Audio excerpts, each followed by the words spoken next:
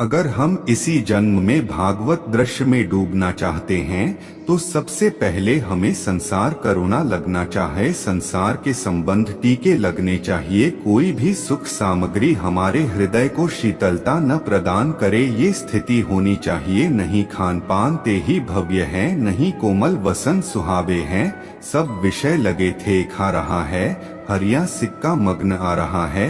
नारायण हरि भजन में ये पांचों नसों हाथ विषय भोग निद्रा हंसी जगत प्रीति बहु बात। जब तक हमें यह व्यवहार पर पंच सुखद भासता है, तब तक परमार्थ की जो सूक्ष्म वृत्ति है वो उदय ही नहीं होती है, वो जान ही नहीं पाता। परमार्थ किसे कहते हैं? थोड़ा दान पुण्य एंदर उधर तीर्थाटन, थोड़ा स्वाध्याय, यही परमार्थ समझता है। बाहरी क्रियाओं को शुभ क्रियाओं को परमार्थ समझता है, जबकि ठीक जैसे अशुभ क्रियाएं बंधनकारक है, वैसी शुभ क्रियाएं भी बंधनकारक है।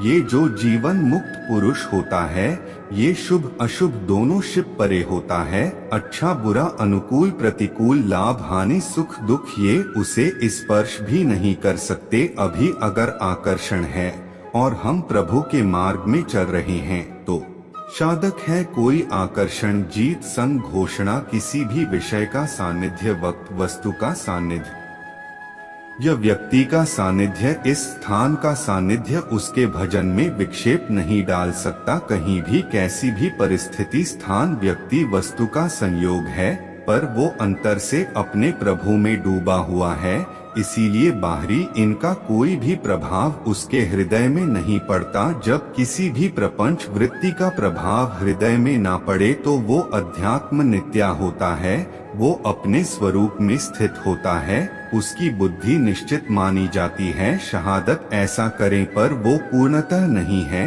क्या जितनी भी विषय निषेध किए गए हैं उनको रूप से त्याग दें, उनका सानिध्य स्वीकार न करे, पर अपने को इतने से त्यागी ना मान ले, क्योंकि ये त्याग अभी किसी काम का नहीं है।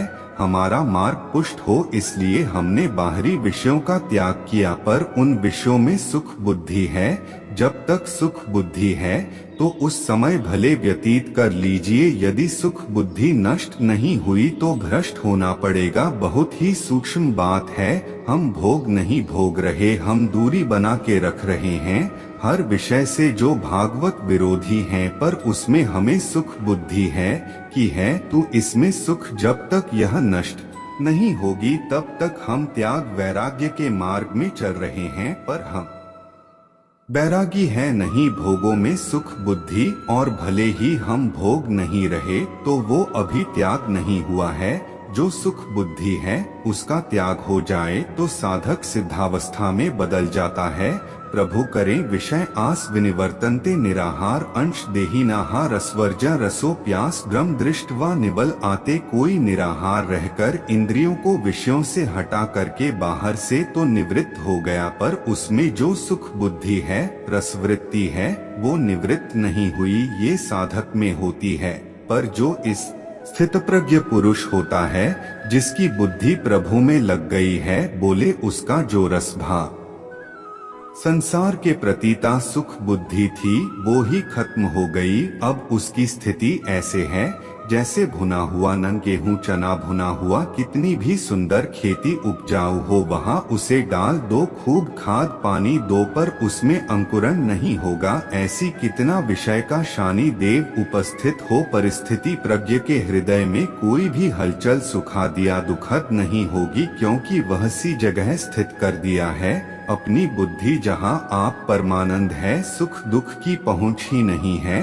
जब हमारी बुद्धि देह में स्थित होती है तब भोगों के प्रति आकर्षण सुख दुख लाभ हानि मान अपमान निंदा स्तुति आदि ये हम एक लिस्ट देते हैं, पर वो स्थित प्रज्ञा जिसकी बुद्धि प्रभु में स्थित है उसकी संसार के प्रति भोगों के प्रति सुख बुद्धि ही खत्म हो जाती, बड़ी ऊंचाई तक के सुख बुद्धि रहती है। कोई ऐसा न समझे कि साल 2 साल हम भोगों से अलग है तो हम त्यागी है, हम बैरागी है।